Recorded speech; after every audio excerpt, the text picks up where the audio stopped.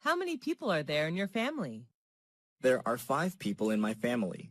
My father, mother, brother, sister, and me. Does your family live in a house or an apartment? We live in a house in the countryside.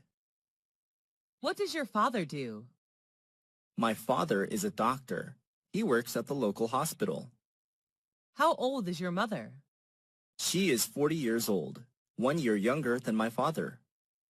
Do you have any siblings? What's his or her name? Yes, I do. I have 1 elder brother, David, and 1 younger sister, Mary.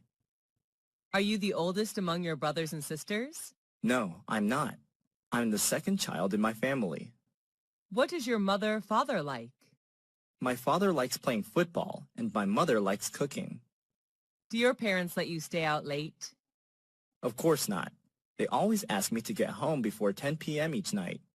Do you stay with your parents? Right now, no, but I used to. Does your family usually have dinner together? Yes, we do. My mom always prepares delicious meals for us.